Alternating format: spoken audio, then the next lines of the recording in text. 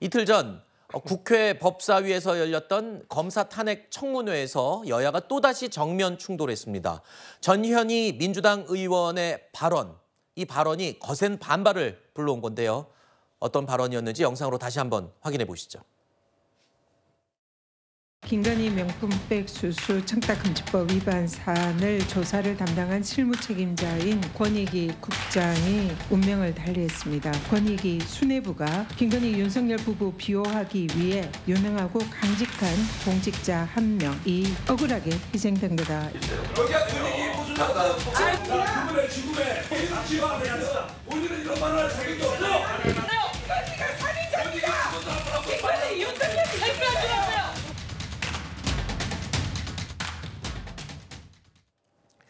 들으신 것처럼 전현희 의원의 살인자 발언을 둘러싼 여야 간의 날선 대립은 맞불 제명전으로까지 확산이 됐습니다. 후폭풍이 만만치가 않습니다.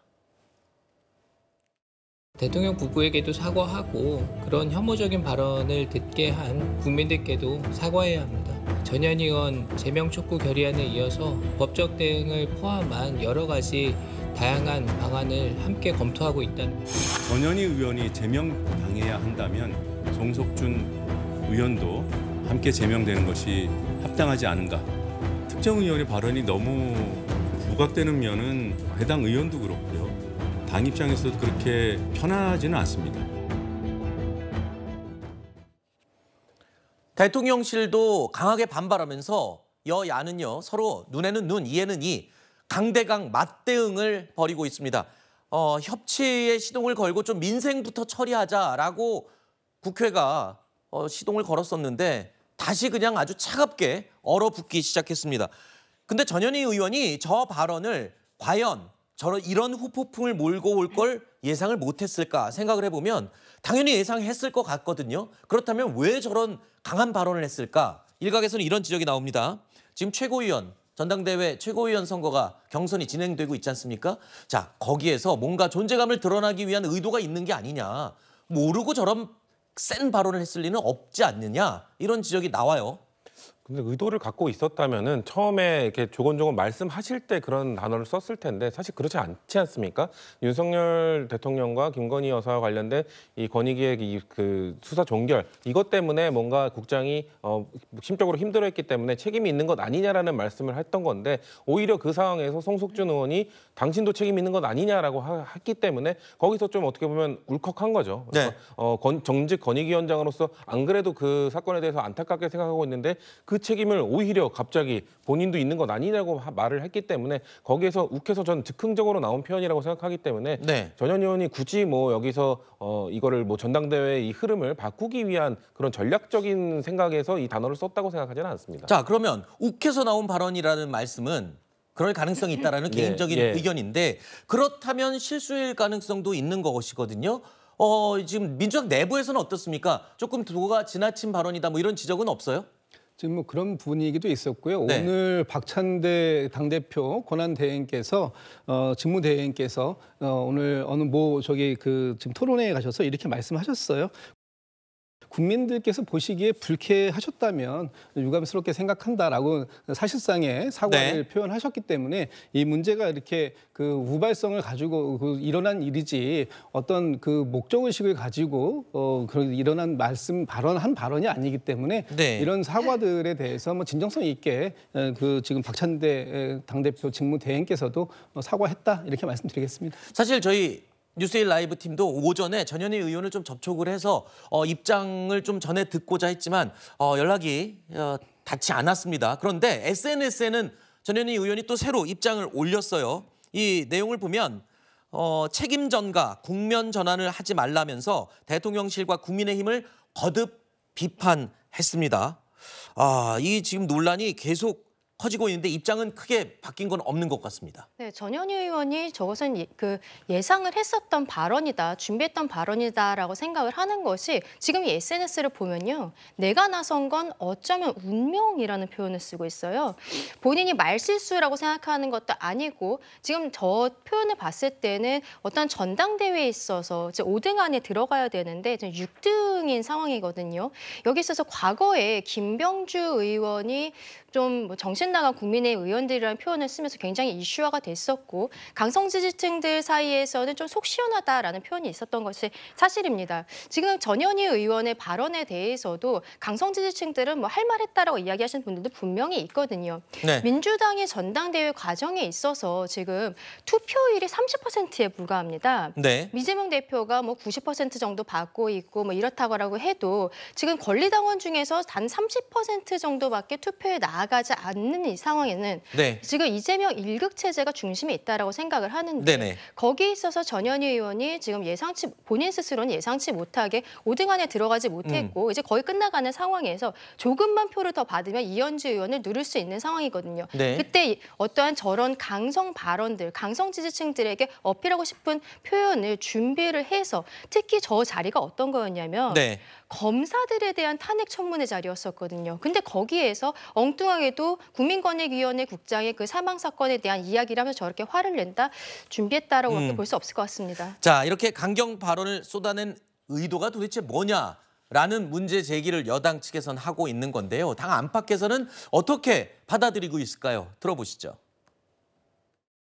저런 격한 모습은 정말 처음 봤어요. 최고위원 지금 출마를 하고 상당히 지금 뭐 긴장하고 또 뭐 그 결과에 따라서 정치인으로서 상당히 예민한 시기지만은 저렇게 해서 자신을 이미지 메이킹하는 것은 저는 바람직하지 않아요. 상당히 의도적이죠. 저는 그거는 아니라고 봐요.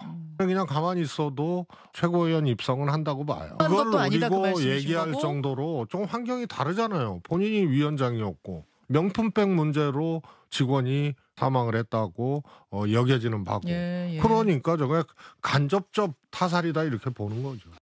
고발을 많이 당하시고 표를 많이 나왔으면 좋겠네요. 그렇게 연결시키고 싶지 않습니다. 정말로. 그래서 제가 마음을 비웠다라고 말씀드립니다. 자, 그러니까 민주당 최고위원 선거 3위권부터 후보 순위가 잠시 그래픽 보여드릴까요? 엎치락 뒤치락 하는 혼전 양상을 펼치고 있습니다. 6명 이 5위, 지금 5위만 입성을 할 수 있는데 전현희 의원이 6위를 달리고 있기 때문에 조금만 더 이 박차를 가하면은 최고위원 5명 안에 들 수 있다. 그런 의도가 아니냐. 그래서 저런 강한 발언을 한 게 아니냐라는 지적이 제기된 건데 그도 그럴 것이요. 바로 앞에 5위를 기록한, 물론 오차범위 내에 있는 상황입니다만 이현주 의원도 득표율입니다. 득표율. 자, 이현주 의원도 상당히 거친 표현을 지금 추가로 했어요. 그러니까 친일 괴뢰 정부를 퇴출시키고 새 판 짜는 역량을 총동원해야 된다라면서 반역적인 행위를 한 대통령을 탄핵하고 나라가 망하기 전에 싹 정리하고 다시 시작하자. 너무 센 멘트들을 막 쏟아내고 있습니다. 이러니까 의심을 할 수밖에 없어요. 지금 서로 센 멘트를 쏟아내는 이유가 결국에는 예상이 가능 안 할까요? 그러니까 전당대회 기간 중이기 때문에 본인들의 득표 활동을 위해서 보다 그 지지층들에게 호소할 수밖에 없는 그런 부분은 필요합니다. 그런데 지금 남아 있는 이 그 득표를 보면 사실상 이 권리당원들의 투표는 거의 다 끝났고요. 이번 주에 서울 한 군데 남았어요. 남아 있는 것 중에 가장 큰 게 일반 여론조사 30%가 가장 크게 남아 있습니다. 그럼 일반 여론조사 30%는 말 그대로 일반인들을 대상으로 하는 거예요. 이런 강성 지지층들이 좋아할 만한 센 발언을 많이 한다고 해서 일반 여론조사에서 득표를 많이 할 것이다. 이렇게 보는 건 좀 과한 부분이 있는 것 같고요. 제가 볼 때는 물론 당연하게 우리 지금 민주당의 전당대회이기 때문에 민주당을 지지하시는 분들에게 더 많은 득표를 하기 위해서 본인들 스스로가 원하는 메시지를 강하게 좀 내는 건데 저는 이런 메시지들이 이제는 그 어떤 뭐 전당대회용이라기보다는 본인들의 뭐 뭐 생각들을 좀 정리하실 필요가 있다고 보여지고요. 이제 남아 있는 일반인 여론조사는 사실 오늘부터 들어가 있거든요. 그런 여론조사에서는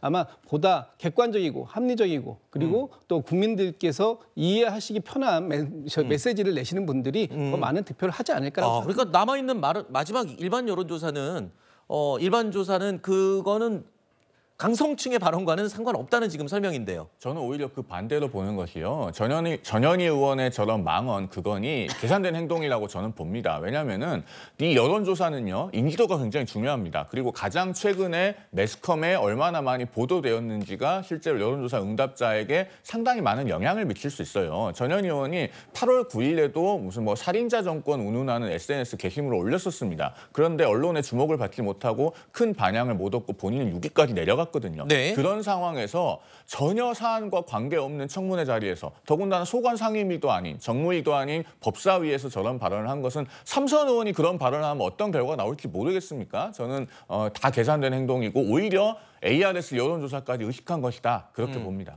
이현주 의원의 발언도 같은 맥락으로 이해를 하면 됩니까? 그렇습니다. 전현희 의원과 이현주 의원이 지금 5등, 6등 0.02% 차이 아닙니까? 그러면 전현희 의원이 저런 극언으로 오히려 주목을 받으면서 오히려 당선 가능성이 올라갈 수 있는 상황이 되니 이현주 의원도 굉장히 다급해서 무슨 뭐 괴뢰 정부, 뭐 반역행위, 탄핵 운운하는 과격한 발언들을 쏟아내는 것이죠. 민주당이 정말 공당으로서의 건강성이 살아있다면 저런 것은 당원과 지지층의 자정작용에 의해서 두 후보 모두 당선권에서 배제되는 것이 정상이다. 저는 그런 말씀 드리고 싶습니다. 알겠습니다. 전당대회 곧 끝나잖아요. 끝나고 어떻게 하시는지 좀 보면은 조금 이해가 될 것 같습니다. 자, 정치권 이야기 오늘 여기서 마무리하도록 하겠습니다. 네 분과는 인사드리겠습니다. 오늘 나와주셔서 고맙습니다.